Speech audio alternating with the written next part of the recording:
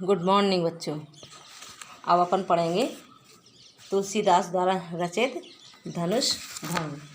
इसमें तुम्हारा तुलसीदास का जो जीवन परिचय दिया हुआ है वो इस प्रकार है कि तुलसीदास का जन्म संवत 1554 विक्रमी में हुआ था। मृत्यु संवत 1680 विक्रमी में हुई थी। ये विक्रमी संवत है और अपन लोग लिखते हैं ईसवी सन। तो ईसवी सन और विक्रमी संवत में 57 साल का अंतर है। तो विक्रमी संवत प्रारंभ हो गया था 57 साल पहले और ईसवी सन प्रारंभ हुआ था 57 साल बाद। तो इनका जो जन्म दिया हुआ है और मृत्यु दी हुई है वो विक्रमी संवत में दी हुई है।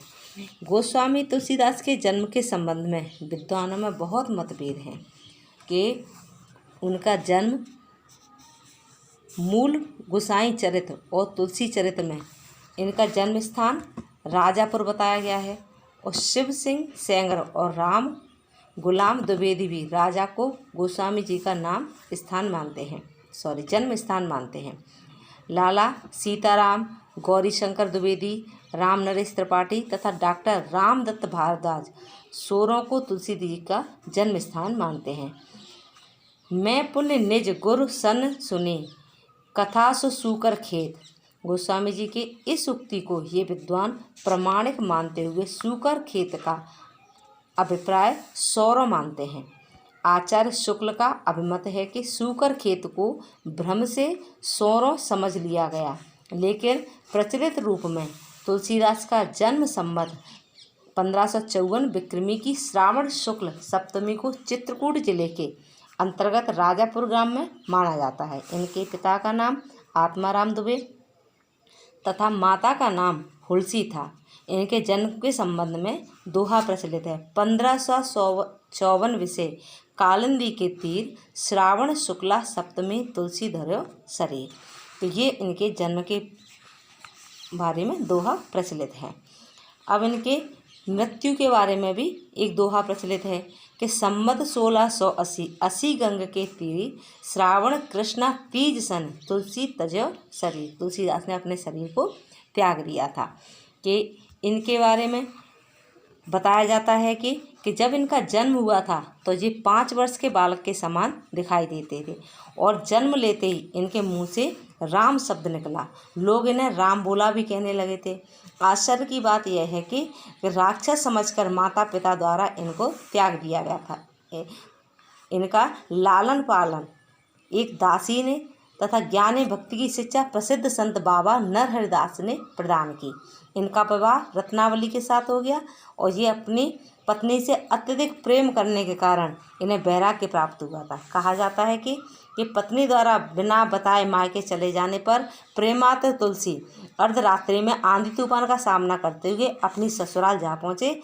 पत्नी ने इसके लिए इन्हें बहुत फटकार से इन्हें वैराग्य होगा। इसके बाद काशी के विद्वान शेष सनातन से तुलसी ने वेदांत का ज्ञान प्राप्त किया और अनेक तीर्थों का भ्रमण करते हुए राम के पवित्र चरित्र का गान करने लगे। इनका समय काशी, अयोध्या, चित्रकूट में अधिक व्यतीत हुआ और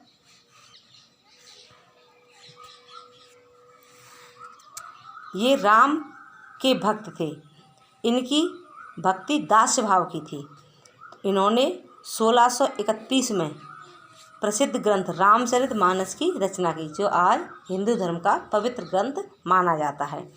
इनके ग्रंथ में विस्तार के साथ राम के चरित्र का वर्णन किया गया है कि इन्होंने शील और सौंदर्य तीनों, तुलसीदास के राम में भक्ति, शील और सौंदर्य तीनों गुणों का अपूर्व सामंजस्य है।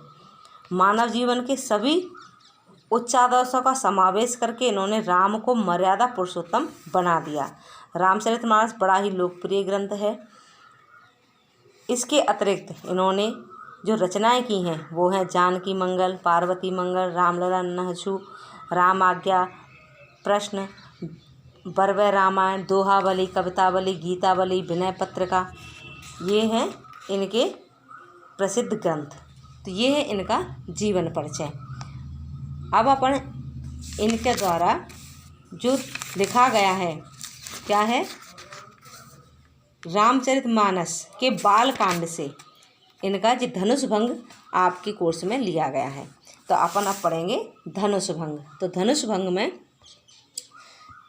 पहला जो दोहा दिया हुआ तुम्हारा, ये इसमें 2 छंद हैं, दोहा छंद है और चौपाई छंद। ये 2 ही छंद इसमें दिए हुए हैं। तो दोहा दिया है और नीचे दोहे के लिखे हुए चौपाई छंद, जो काव्य सौंदर्य में आप लोग लिखोगे। और इन्होंने जो रामचरितमानस की रचना की है वो करी है इन्हें अवधी भाषा में। तो काव्य सौंदर्य के जो 4 तत्व होते हैं, रस, छंद, अलंकार और भाषा। तो भाषा इनकी कौन सी हो गई? भाषा इनकी अवधी। और इसमें जो रस दिया हुआ है, तो रस धनुष भंग में जो रस दिया हुआ है वो भी हम आपको साथ में बताते जाएंगे। रस है और छंद है इनके दोहा और चौपाई, ठीक है। और अलंकार भी साथ साथ में बताते जाएंगे। उदित उदयगिर मंच पर रघुवर बाल पतंग, बिकसे संत सरोज सब हर्षे लोचन भ्रंग। तो इसमें बताया गया है कि गोस्वामी तुलसीदास जी कहते हैं कि जब मंच रूपी उदयाचल पर्वत पर रघुनाथ रूपी बालक सूर्य का उदय हुआ, तब सभी संत रूपी कमल खिल उठे, उनके नेत्र रूपी भौरे हर्षित हो गए। अर्थात जब श्री राम मंच से खड़े हुए उस समय उनकी शोभा ऐसी थी मानो प्रातः काल का सूर्य उदय के पश्चात उदयाचल पर विराजमान हो गया हो। जिस प्रकार सूर्य के उदय होने पर सरोवर में कमल खिल उठते हैं, उसी प्रकार स्वयंवर सभा में स्थित संत रूपी कमल खिल उठे थे। यह आपके दोहे का अर्थ। अब है आपकी चौपाइयाँ। नृपह केर आशा निसनासी, बचन नखद अवलीन प्रकाशी, मानी महिप कुमुद सकुचाने, कपटी भूप लुक लुकाने।